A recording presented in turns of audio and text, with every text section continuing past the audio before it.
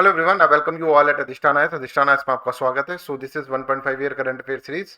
This series very very important for the prelims examination. हर साल हम सीरीज लेकर आते हैं जिसके अंदर इनोवेटिव वे के अंदर आपको करंट अफेयर्स पढ़ाने की, समझाने की, याद कराने की कोशिश यहाँ पर करी जाती है, right. So this is lecture number 40। हमने 39, दिस इज लेक्चर नंबर 39, मतलब इससे पहले 38 लेक्चर तक हम कंप्लीट कर चुके हैं, राइट। चलिए स्टार्ट करते हैं। स्टार्ट करने से पहले मैं आपको बताना चाहता हूँ, डिस्क्रिप्शन में एक लिंक है, दैट इज टेलीग्राम ग्रुप का एक लिंक है, राइट। इस टेलीग्राम का चैनल जो है इसको आप ज्वाइन कर लीजिए, because this is very important. सारे नोटिफिकेशंस, क्योंकि इस बार हम प्रीलिम्स 2026 के लिए आपके लिए बहुत सारी चीजें लेकर आएंगे, आपके साथ बहुत मेहनत करेंगे जिससे कि आपका प्रीलिम्स 2026 के अंदर हम आपकी हेल्प कर सके, राइट। तो उसके सारे नोटिफिकेशन इसी टेलीग्राम ग्रुप पर आएंगे, आप इसको जरूर ज्वाइन कर लीजिए। डिस्क्रिप्शन में इसका लिंक दे रखा है, राइट। प्लस इस चैनल को भी सब्सक्राइब कर लो जिससे कि आपको पता चले कौन कौन से वीडियोस के अंदर हम बना रहे हैं। एक वीडियो भी हमने ये स्टार्ट करा है, polity concept plus MCQ series. This is very very important बच्चों। इसके अंदर हम रिवीजन करा रहे हैं, पहले आपको कुछ कॉन्सेप्ट पढ़ाते हैं, कॉन्सेप्ट के साथ फिर आपको यहाँ पर क्वेश्चंस करवाते हैं, राइट। तो MCQs plus concept plus MCQ series है, this is going to be important. ये भी सभी बच्चे ज्वाइन करें, राइट। इसी के साथ 10 सिलेक्शन बैच हमने स्टार्ट करा था 15 अक्टूबर को। अप्रॉक्सीमेटली 8000 प्लस क्वेश्चन हमने इसमें सॉल्व कर लिए। बच्चों को इसमें भी हमने कॉन्सेप्ट पढ़ाए हैं और फिर उसके अंदर बहुत सारे क्वेश्चन सॉल्व कराए हैं। काफी बच्चे इसके अंदर, काफी मदद मिली है बच्चों को और काफी कॉन्फिडेंट हो रहे हैं बच्चे इसके अंदर, राइट। चलिए तो let's start our first topic first. पहला टॉपिक हमारा वल्चर्स। वल्चर, वल्चर मतलब कि स्कैवेंजर, सफाई कर्मचारी। सफाई कर्मचारी, इस धरती का सफाई कर्मचारी अगर कोई है तो वो वल्चर है, जो कि डेड बॉडी को खाते हैं, है ना। जो कि डेड बॉडी को खाते हैं, that is known as what, vultures. जैसे चील होती है, ठीक है, चील इज ए वल्चर, ठीक है। तो wild life institution of India release it's first pan India assessment and monitoring of endangered species in the vultures. Vultures के अंदर जो एंडेंजर्ड स्पीसीज हैं उसका एक तरह से पैन इंडिया असेसमेंट करा गया है कि कितने हैं ये, कहां पर कितने कैसे पाए जाते हैं, ये देखा है wild life institution of India ने। और ये एक तरह से फर्स्ट टाइम इसके अंदर करा गया है, that's why it is in the news. तो I hope this is clear. तो वल्चर्स वो होते हैं जो कि एक तरह से लार्ज बर्ड होते हैं, जैसे चील को देखा होगा कितनी लार्ज होती है, राइट, जो कि डेड बॉडी को खाती है, डेड बॉडी, है ना, या मरे हुए जानवर को खाती है। अगर ये वल्चर्स ना हो ना हमारे देश धरती में, तो वल्चर्स ना हो तो आप देखेंगे पूरी के पूरी हर जगह डेड बॉडी ही दिखेंगी। और डेड बॉडी को आप कहाँ जाएंगे समझ में नहीं आएगा, डेड बॉडी को कहाँ रखें। ये तो गनीमत है कि ये वल्चर्स हैं और ये डेड बॉडीज को खा जाता है, नहीं तो ये डेड बॉडी सड़ सड़ के बहुत सारे पेंडेमिक क्रिएट कर सकती है ना, बहुत सारी बीमारी यहाँ पर फैला सकती है। तो दिस इज वेरी इंपॉर्टेंट। ये एक तरह से सफाई कर्मचारी है, तो they are having a very important role, ecological role है। ये क्या करते हैं, they are the large birds of the prey that usually feed on the carrion और डेड और the dying animals and rocks and are found mainly in the tropic and the sub tropic areas. ठीक है, tropic और सब tropic areas के अंदर ये होता है। ये लाशों को, है ना, कारकसेस को, रोटिंग फ्लैश को, जो फ्लैश खराब हो रहा है, ठीक है, सड़ रहा है, उसको keeping the diseases transmission rate low. इसके कारण डिजीजेस नहीं फैलती। नहीं तो इमेजिन करो हमारी धरती पे अगर मान लो इसके ये नहीं होते, वल्चर्स नहीं होते, तो आप यहाँ पर देखो कि ये जो होंगे डेड बॉडीज पड़ी रहती और इनसे बहुत सारी डिजीजेस फैल जाती और एक महामारी जैसी टाइप की चीजें हो जाती। आज की डेट में भी अगर वल्चर्स खत्म हो जाए, जो कि बहुत ही क्रिटिकल है, कुछ वल्चर्स क्रिटिकली एंडेंजर्ड है, कुछ एंडेंजर्ड है, इनको बचाना बहुत जरूरी है, राइट।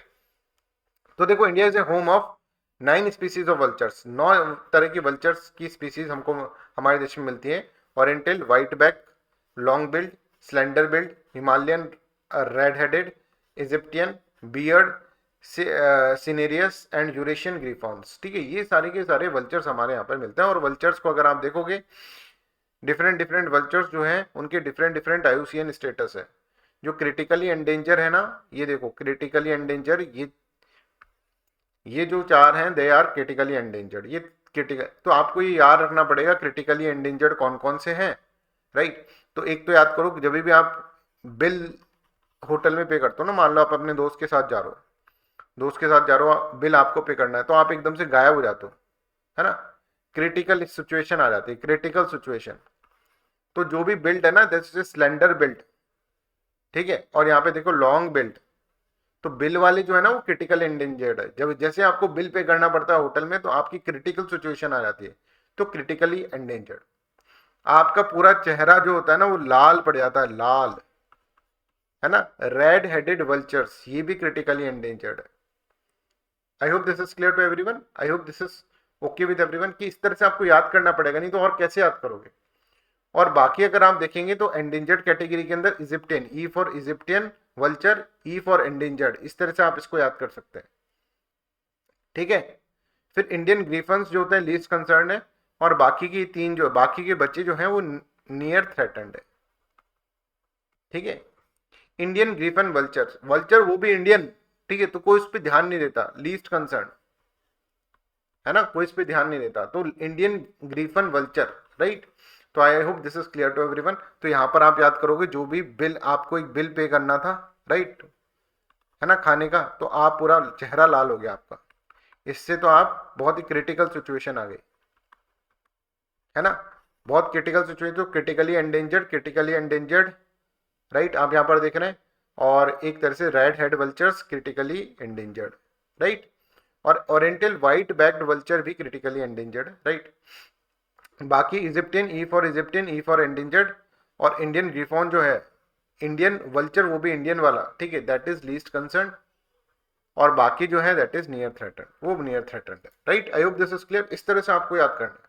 अब जो पैन इंडिया सर्वे हुआ, राइट, उसके बारे में क्या क्या बोला गया उसके अंदर, ये देखो, the survey documented vultures present at 216 sites across 17 state, 17 states में 2016 जगह वल्चर्स को देखा गया। Contraction of the range, if revealed absence of nesting is, it revealed absence of nesting in nearly 70% of historical site previously known across the country। उसके अंदर उनके जो nesting है वो अब नहीं है, राइट, अब वो वहां पर अपना एक तरह से घर नहीं बना रहे हैं, right, vultures. Depending on the protected areas, dependence on the protected areas hold 54% of all documented nest। सारे जो वो उनके घर हैं वो कहाँ पर हैं, प्रोटेक्टेड एरियाज के अंदर, मतलब ये अब प्रोटेक्टेड एरियाज के अंदर ही अपने आप को सिक्योर फील कर रहे हैं, बाकी जगह ये और जो जगह होती है जहाँ पर प्रोटेक्टेड एरिया नहीं है, राइट, वहां पर जो वो घर बनाते थे वो अब वहां पर घर नहीं बना रहे, राइट। अब ये देखो इंडियन वल्चर्स, ठीक है, इंडियन वल्चर्स जो कि मध्य प्रदेश एंड राजस्थान में मिलते हैं, ठीक है, reliant on the secure Cliff slide sites. White rumped vultures जो हैं दैट इज कंगरा वैली और हिमाचल प्रदेश के अंदर है। स्लेंडर बिल्ड वल्चर्स जो हैं दैट इज अपर आसाम के अंदर, और रेड हेड वल्चर्स जो हैं, राइट, वो मध्य प्रदेश के अंदर depends on the dense undistributed forest यहाँ पर पाए गए। तो ये स्पेसिफिक फाइंडिंग्स आप यहाँ पर देख सकते हैं, और इन्हीं वल्चर्स के बारे में यहाँ पर एक तरह से स्पेसिफिक फाइंडिंग करी गई। अब सेकंड हमारा टॉपिक है that is Kutch straight. Kutch straight क्या है ये अपन अंडरस्टैंड करते हैं। देखिए भाई, क्रीमिया जो पहले यूक्रेन का पार्ट था, रशिया ने क्रीमिया को अनेक्स कर लिया, और क्रीमिया और रशिया के बीच में, ठीक है, क्रीमिया और रशिया के बीच में एक स्ट्रेट है that is known as Kutch strait. Strait का मतलब क्या होता है, STRAIT का मतलब क्या होता है, इसका मतलब जो दो बड़ी वाटर बॉडी को जोड़ने वाली narrow water body that is known as strait. तो ये देखो, ये एक सी ऑफ अजॉव है, यहाँ पर देखो ये सी ऑफ अजॉव है, और ये ब्लैक सी है। सी ऑफ अजॉव और ब्लैक सी को जोड़ती हुई एक ये वाली जो बॉडी है that is known as what, that is known as Kutch strait. इसको कच्छ स्ट्रेट बोलते हैं, कुछ इस तरह से। ये देखो, ये सी ऑफ अजॉव है, ये ब्लैक सी है, इसको जोड़ती हुई body that is known as Kutch strait. और रशिया और क्रीमिया, राइट, क्रीमिया है जिसको रशिया ने ऑक्यूपाई कर लिया था, पहले यूक्रेन का पार्ट था, अभी ये इसके ऊपर एक ब्रिज बनाया हुआ है that is known as Kerch bridge, जो कि कच्छ स्ट्रेट के ऊपर से गुजर रहा है। I hope this is clear. तो देखो, कच्छ स्ट्रेट जो है that is only connecting link between the Sea of Azov और the Black Sea, only connecting link है कच्छ स्ट्रेट। तो मतलब यहां से कोई भी चीज आएगा ब्लैक सी के अंदर तो वो सी ऑफ अजॉव से जो पास हो रहा है वो कच्छ स्ट्रेट के अंदर से ही निकलेगा, ठीक है। तो यहां पर देखो, Kutch strait is the only connection between the Black Sea and the Sea of Azov. Russia has control the strait since annexing Crimea in 2014 में जब क्रीमिया को अनेक्स करे तब से रशिया के पास ये कच्छ स्ट्रेट का कंट्रोल है, right. I hope this is clear. तो यहां पर आप देख सकते हैं ये ब्रिज है, और जब तक रशिया और यूक्रेन का वार है तब तक ये न्यूज में रहेगा, ठीक है, और ये पूरा का पूरा एरिया न्यूज में रहेगा, तो आपको यहाँ पर इसके अंदर समझना होगा, राइट। तो आगे हम पढ़ते हैं, Kutch strait is a strait in the eastern Europe, it connect the Black Sea and the Sea of Azov separating Kutch peninsula. ये देखो, ये जो क्रीमिया के अंदर पेनिनसुला है ना, पेनिनसुला मतलब जो तीनों साइड से पानी से घिरा हो, ये देखो ये पेनिनसुला है, इसको कच्छ पेनिनसुला बोलते हैं, that's why this strait is known as Kutch strait, ठीक है। और अगर हम यहाँ पर देखेंगे, ये तमन पेनिनसुला है, ये तमन पेनिनसुला है, तो तमन पेनिनसुला और कर्च पेनिनसुला के बीच में जो वाटर बॉडी है उसको हम कर्च स्ट्रेट बोल रहे हैं, ठीक है, ऐसे भी पूछा जा सकता है। In west from the Taman peninsula of Russia's Krasnodar Krai in the east, the most important harbour the Crimean city of the Kerch give its name to the strait formerly known as Crimean Bosporus. पहले इसको क्रीमेरियन Bosphorus बोलते थे, अब इसको क्या बोल रहे हैं, अब हम इसको, इसके कई कई नाम है, देखो स्टेट ऑफ यानिकली भी इसका नाम है, क्रीमेरियन बॉस्फोरस भी इसका नाम है, और इसका एक तरह से अपन ने कर्च स्टेट तो अपन ने इसका नाम देखा है। तो कर्च और तमन पेनिनसुला के बीच में जो वाटर बॉडी है that is known as Kerch strait. ठीक है, I hope this is clear. चलो नेक्स्ट जो अपना टॉपिक है दैट इज गोल्डन लंगूर। अभी गोल्डन लंगूर इसलिए न्यूज में है बिकॉज आसाम के एक हाईवे पे उनकी डेथ हो गई थी गोल्डन लंगूर की, और लोगों ने उसका प्रोटेस्ट भी करा कि गोल्डन लंगूर को बचाने के लिए उस तरह से प्रोटेस्ट भी करा कि भाई आपको, और उन्होंने पूरा ब्लॉकेड कर दिया, इस रोड को ही रोक दिया था, राइट। चलिए समझते हैं गोल्डन लंगूर क्या है। गोल्डन लंगूर का ये देखो सर, ये तो हमारा जैसा लग रहा है, हम भी थक थक के पढ़ पढ़ के थक थक के ऐसे लटक गए, राइट, ऐसा ही सुस्त राम हम भी हो रहे हैं, ठीक है, बट अभी टाइम ही नहीं है सुस्त होने का, बच्चों एक्टिव हो जाओ, दैट इज वेरी इंपॉर्टेंट, है ना।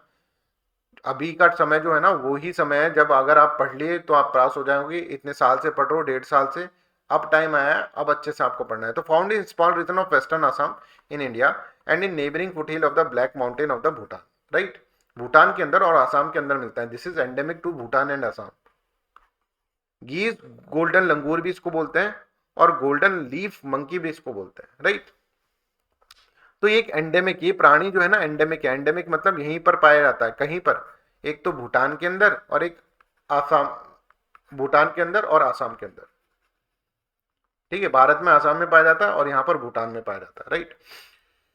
It is endemic to the western Assam, India and southern Bhutan, और कहीं पे भी ये नहीं पाया जाता, मतलब belongs to a large group of old world monkeys called the colobines. Colobines का एक तरह से ये उससे बिलोंग करता है, right. I hope this is clear. Leaf-eating primates having a ruminants like multi-chambered stomach, जिसका ruminant like, ruminant मतलब समझ में आ रहा है, जो कि जुगाली करते हैं वो जानवर, जैसे गाय होती है वो ruminant है। तो उनका मल्टी चैम्बर्ड स्टोमक होता है, स्टोमक में बहुत सारे चैम्बर होते हैं, राइट। थ्रेट्स क्या है इसका, सबसे इंपॉर्टेंट थ्रेट ये है कि इनका हैबिटाट का डिस्ट्रक्शन हो चुका है, तो अब ये इधर उधर घूमते हैं तो फिर यहाँ पर एक तरह से क्या है, सड़कों पे आके मर जाते हैं, राइट। हंटिंग भी एक इंपॉर्टेंट है, गोल्डन लंगूर हंटिंग के लिए भी बड़ा रहता है, राइट। एक है बामुनी हिल्स, बामुनी हिल्स पे है ना बहुत सारे पत्थर तोड़ने के लिए बहुत सारे बम फोड़े जाते हैं, ठीक है, और आर्टिलरी फायरिंग प्रैक्टिसेस भी यहाँ पर करी जाती है बामुनी हिल्स के ऊपर, तो वो भी एक रीजन है कि ये फायरिंग प्रैक्टिस कर रहे हैं, तो फायरिंग प्रैक्टिस कर रहे हैं तो ये एक तरह से बीच में आके बेचारे मर जाते हैं, राइट। इसके अलावा आप यहाँ पर देख सकते हैं absence of non breeding all mail bands in this fragmented areas is a concern, है ना, बहुत सारे मेल जो हैं वो नॉन ब्रीडिंग है, मतलब ये ब्रीड नहीं करते, as it could affect the species long term survival, ठीक है। Human activities like road construction, deforestation, conflict between the people and the wildlife are causing this habitat fragmentation, इससे उनका habitat fragmentation हो रहा है। तो ये सब रीजन है और इनको ही लिए लोग प्रोटेस्ट पे उतरे थे, ठीक है, आसाम के अंदर गोल्डन लंगूर बेचारा हाईवे के ऊपर मर गया था, दैट्स वाई लोग उसका प्रोटेस्ट कर रहे थे, that's why it is in the news. अब आप देखो ये स्पीसी, अब आप अभी तक तो देख रहे थे बड़ा स्वीट सा, अब देखो रात में अगर ऐसा कोई दिख गया ना आपको तो बहुत बुरी तरह से डर नहीं जाओगे तुम, तो डरावना नहीं है ये एंडेंजर्ड नहीं है, इट इज एंडेंजर्ड। ये गोल्डन लंगूर से ये वाली फोटो आपको याद आनी चाहिए और इससे आपको एंडेंजर्ड याद आना चाहिए, डर गए भाई देखते, राइट। शेड्यूल 1 के अंदर है वाइल्ड लाइफ प्रोटेक्शन एक्ट के अंदर, और साइट्स के अंदर अपेंडिक्स 1 के अंदर ये पाया जाता है, राइट। अब देखो कलर्स का, golden orange fur coat colour changes with the season, season के हिसाब से इसका चेंज हो जाता है कलर।